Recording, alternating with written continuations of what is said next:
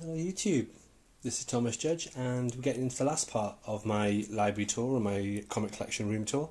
This is video 9, which is going to be talking about my Image trade paperbacks, my Valiant deluxe hardcover collection, and a few other sort of sundry comics published by people who aren't DC and Marvel, basically. So yeah, hope you enjoy, and as always, please like, comment and subscribe. Let's get into it. Back in the library. Wow. Ladies and gentlemen, this is where the magic happens. Hopefully you're kind of familiar with what this place looks like now. And today we're going to cover, well, something you've seen every single video, but never had a chance to look into, which is my more independent shelves. Let's jump straight into it. As I've mentioned before, I tend to have two shelves which are for oversized deluxes or omnibus size, and then the top shelf I tend to leave at a paperback size. Spare shelf on the top there, as you can see. Well, let's just dive straight into it. So these are my trade paperbacks, guys. Hope you find this interesting. So what I have there is a hardcover of a series called Class War, which is one of the first things that Rob Williams ever wrote, actually. Then I've got my custom bound Mike Turner's Witchblade, which is issues 1 to 25.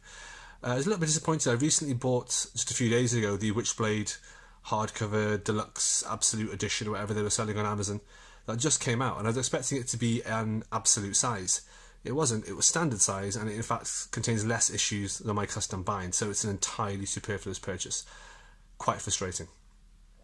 I've got my Fathom, which is a Dynamic Forces special variant. I've got a couple of Soulfire. Then I've got a couple of Mike Turner art books. Obviously I'm a big Mike Turner fan. I then have Pit, and a few trade paperbacks of Pit and some spin-offs like Darkness Pit and things like that.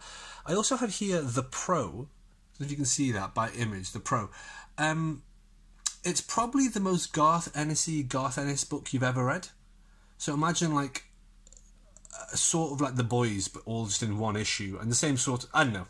It's hard to describe. It's worth checking out, even if it is slightly puerile.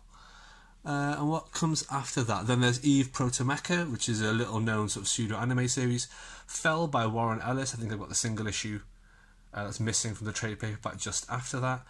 And then I have We Three by Grant Morrison, which I'm hoping to upgrade into a hardcover. What I then have are 8 volumes of a series called PS238. Here we are. PS238 is a free webcomic. You can get the trade paperbacks. I'd highly recommend doing it. It's absolutely great.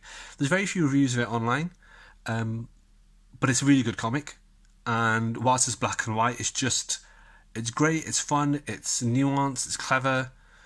Yeah, you should definitely check it out. Check it out online, it's free. You can just download the webcomic. Then I've got Global Frequency by Warren Ellis. It's very good. I need to upgrade that to a hardcover. I've got Sidekick by James Straczynski, which started off strong and ended weak, unfortunately. I have Jacked, which is a Vertigo comic, which is pretty good. I have The Iron Saint, which is excellent. I love the artwork in that. Middle West by Scotty Young. Do you know what? I got overexcited and bought that. I should have really waited for the hardcover to come out, because that is a series that is just exceptional. Then we have Mark Millar's Jupiter's Circle, Jupiter's Legacy. I think I'm missing one of those, but I picked it up in this format just because he's been very clear to say that there's not going to be a hardcover version, which is a bit frustrating. Then I have Empire, The End League, Sunstone, which we'll talk about again in a minute, and then Swing. So Sunstone and Wing form part of the Top Cow kind of romantic universe. So Sunstone is about a BDSM same-sex couple, and Swing is about a couple that go into swinging. Basically, they're married and then they start to explore different lifestyle choices. Interesting stuff, good artwork, I quite like it. Then there's Caliban by Garth Ennis, who people generally kind of forget.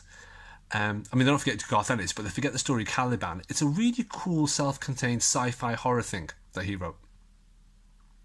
Speaking of which, we then have some Crossed. When it comes to Crossed, so yeah, this is probably the best time to talk about it. Crossed is printed by Avatar Press, and Avatar Press has got a pretty fair rap as being kind of a teenage, juvenile, puerile, schlock and horror Gorno sort of label, a little bit like if Saw and Hostel had a baby and made a comic. And I've read all of Crossed, and that label is pretty accurate. However, what I would say is here I've got a few volumes that I've kept. Volume 6, Volume 10, Volume 12. Volume 12 is written by David Hine and is essentially one of the grimmest Punisher stories you would ever have read, but it doesn't star the Punisher. Volume 6 and 10 are both written by Garth Ennis, and I'll just say this about them. Volume 10, what's the best way to put this? I don't want to be over-exaggerating this. I don't want to descend into hyperbole, so I'll just try and put this as clearly as I can. Volume 10 of The Crossed, written by Garth Ennis, is literally the best thing that Garth Ennis has ever written. Ever. You really, really owe it to yourself to check it out. However, if you check it out, you would really need to read Volume 6 and Volume 1 as well. So Volume 1 is the only volume of The Crossed that I'm missing so far, so I need to pick that up. But yeah, that's my recommendation on that strange little label. Speaking of Avatar, what we have here then is 2 volumes of something called Absolution, which no one really knows or talks about, but I would highly recommend. Yes, it is violent. Yes, it is obscene and X-rated, but it's also very clever. Then we have Scars by Warren Ellis, another Avatar title. And we then have some more Image titles. Dynamo 5, which is like a superhero family thing, is kind of cool. And then here I've just got a volume of Think Tank. I need to get the rest of those so I can read them. And then I've got a JLA Cyberforce, which I'm keeping mainly for the art. So moving over here, what do we have? We have... what's that? Yeah, that's these are all Avatar Press. So I've got No Hero by Warren Ellis. I've got Black Summer by Warren Ellis. And I've got Super Gods by Warren Ellis. I'd recommend reading all 3 of those. They're kind of his informal superhero trilogy, even though they're 3 unrelated stories. And then I dive into a bit of Mark Millar. I've got Nemesis, which I know lots of people just think is terrible, but I quite like. Superior, which lots of people don't talk about, but is just wonderful. It's an excellent story. Mark Millar tends to vary between really pure adolescent violence and nonsense and swearing, which, you know, I'm not averse to, or really clever, tasteful legacy stuff like Jupiter's Legacy and Jupiter's Circle and that sort of thing. And Superior is one of those. I also have the Wanted hardcover. I have to say, the Wanted hardcover is amazing. The comic is fantastic. The film they made of it is an utter travesty. So if you've seen the film and that's put you off the comic, I don't blame you. The film has nothing to do with the comic. The first third of the film is quite similar to the comic, and then it just descends into utter and absolute stupidity on every level. Whereas the comic nails the landing. The comic is excellent. Okay, what we have next? We have still Avatar Press here. We have Uber. So Uber is written by Kieran Gillen. You might know Kieran Gillen from having written things like Wicked and Divine. He's written some X-Men stuff. He's written a whole bunch of things. Uber is probably his least known work, and in my mind it is by far, by a large margin, so let's see if we can zoom in here, by a large margin it is the best thing he's ever done. It's incredible. So what we have here is Uber Volume 1, which is a hardcover, is limited edition DM variant. Then we have volumes 2, 3, 4, 5. Now Volume 6 is actually technically not Uber, it's Uber Invasion. So I think issues 1 to 40 are the first 5 volumes, and then Uber Invasion issues 1 to 6 is the 6th volume. Now Uber Invasion goes up to issue 18, but it's not even collecting in trade paperbacks. So that's a custom bind that I'm going to have to put together. I'm personally pretty devastated there's not a deluxe hardcover of this. Whilst the artwork is good and not incredible, but it's still very, very good, just the story is so good, it just really warrants a deluxe collection. It's fantastic. To give you an overview, it's basically set in 1945, and what happens is that instead of investing their time and effort into trying to make a nuclear bomb and failing, the Nazis invest their time and effort into making superheroes, and they succeed. And as a result, the entire war, Second World War, goes along some completely different sort of route. It's phenomenal. Highly recommended. Then we have Tom Judge, The Rapture, which is a volume by Top Cow. I don't know why it says Volume 1, because they only ever released the one. There were no other issues to collect. And then what we have here is an Image series called Halcyon by, I think it's Mark Guggenheim and Robert Bodenheim. That's a series that no one ever talks about. And for my money, that is one of the greatest comic series ever written. Halcyon is incredible. Imagine Watchmen meets Jupiter's Circle meets Superior meets, I don't know, any kind of meta-fictional, super meta-textual, intelligent dissection of the superhero genre. It's incredible. And the fact that it's so short is even more astonishing. That should be, if anything, an absolute comic, like an absolute slipcase deluxe hardcover comic. As it is, it's just hard to find. If there's anything you want to take out of this review of all my library comics, the one thing I would say, guys, is please go out, buy Halcyon, read it. it's incredible. That's the one thing I would say to take away from everything I've said for all the videos in this section. And then we have Hunter Killer, again, by Top Cow. Big fan of that, big fan of the artwork by Mark Silvestri. Shame it never really went anywhere. Because it didn't quite cancel, but it's kind of just withered away. Alright, so those are my trade paperbacks. Quite an eclectic taste. I hope you found that useful. One of the things I've noticed recently, a lot of the channels that I follow, like Name and Condition and Hardcover Comic and Gem and Collectibles, have recently been doing stuff like, here are some Image Comics underrated gems or little known comics and so on. Which is great. I mean, during quarantine, it's great to see that sort of stuff. But unfortunately, everyone generally picks the same dozen or so comics by Image. So you're getting people just recommending the same old things that I've seen before. And I can totally get that, because these channels always recommend things that have been released in these amazing formats. However, there's quite a lot of stuff that's really cool that hasn't been released in great formats and generally gets overlooked. So we've got Halcyon, highly recommended. We've got Uber, highly recommended. Think Tank, I haven't read, but I've heard good things. Crossed, Swing, Jupiter's Legacy. I mean, these are all Image comics. That's like, well, why aren't people checking them out? And so hopefully, if nothing else, guys, this gives you an idea of things that I have read and I have kept, and I would recommend unequivocally to varying degrees to everyone. Okay, enough of that. Let's drop down a shelf. So there's the money shot right there, isn't it? There's all my Valiant comics. That's some of my Valiant comics. Here's the rest of them. I don't really have much to say. I have every single Valiant hardcover that I want to have. If you want to understand what I mean by that, I've done a 5-video series, an overview of the Valiant universe, specifically their deluxe oversized hardcover collection, which, as you can see, looks wonderful on the shelf here. I have, I think, like 37 of them. The few that I haven't got are ones that are double dips or things like that. And I've only read like 1 or 2. I know, it's absolutely terrible. But nonetheless, I mean, I picked up Armor Hunters, which is a massive whale.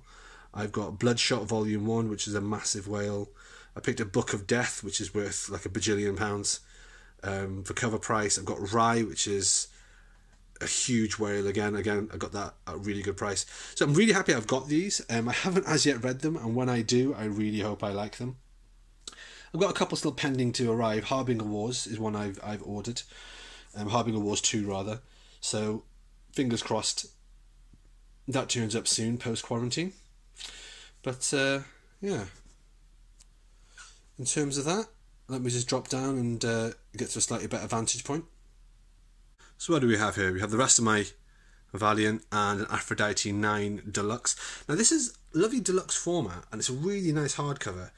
It's just weird, it's a one-off, it's a shame. I wish they had continued collecting Aphrodite in this format. So if you don't know much about Aphrodite 9, I'm not going to do a review of it here, but this contains the original 2003 miniseries, and then the Aphrodite 9, I think it's like a 10 or 12 issue series that was the relaunch. It doesn't collect 9th Generation or Aphrodite 5, so maybe that's a custom print and custom buying job that I do in a few years' time when I have time. What I have here is just a bunch of cards. These are trading cards, if you guys remember these from the 90s. I used to collect these, and then I just thought, what the hell am I going to do with these? So I started using them as bookmarks. True story. Kick-Ass 2 by Mark Millar. Rising Stars by J.M. Straczynski. If you haven't read it, you should read it. It feels a bit dated now, to be honest, but it is good. East of West, Volume 2, I need Volume 1. Sunstones, Volume 1 and 2. Sunstone, amazing, very adult, very not safe for work. Beautiful artwork, beautiful writing. Scott Young's I Hate Fairyland, both volumes as hardcovers. The Nightly News. Now, this is a hardcover of the Nightly News. Quick word of warning. There are certain features in the paperback that aren't in the deluxe hardcover. So I have the paperback elsewhere because I'm kind of loath to throw it out because of those extra features. It's strange. It's not often that the deluxe hardcover isn't the definitive version, but that's the case here. We then have the 10 Seconders, which is a 2000 AD comic, again written by Rob Williams. And then Lady Mechanica, done by, I think it's Joe Benitez. I've got the Lady Mechanica, I've got the colouring book, and various other bits and pieces as well. I have that mainly because I love the artwork. I have the first 3 volumes now. After volume 3, the artwork is actually taken over by someone else, so I am sceptical as to whether or not I'm going to carry on collecting that. I've only read a few excerpts here and there, and the storyline's okay, but it's really the artwork that got me on that. I think the publisher there is someone called Archaea. Archaea? Archaea, yeah, whatever. Yeah. And then there's a last little thing tucked in there. There's nothing I'm hiding from you guys. It's just the, let's see, it's the Grimm Fairy Tales adult colouring book. So again, artwork in the same way the Lady Mechanica artwork. As you'll know from the last video, I'm quite a fan of just looking at other styles and like picking things up.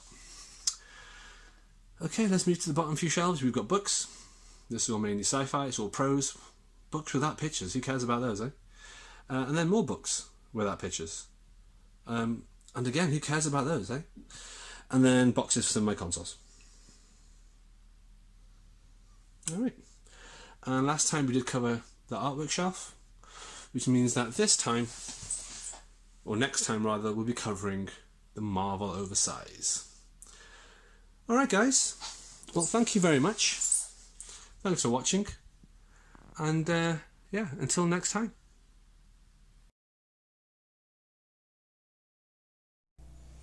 Alright, and there we go. A quick overview, especially of my Valiant, but also my other image combos and stuff. I'd be really happy to do an overview of any of these in detail if anyone has heard of anything that they haven't heard elsewhere or haven't seen elsewhere and they want a bit more information. So yeah, of course, please just let me know. Feel free to tweet me at IamThomasJudge, and in terms of YouTube, please like, comment, subscribe. If you want to support this channel and support what I do, then please head over to Amazon.com just to check out my episodic prose novel, No Gods or Kings. Until next time, stay classy.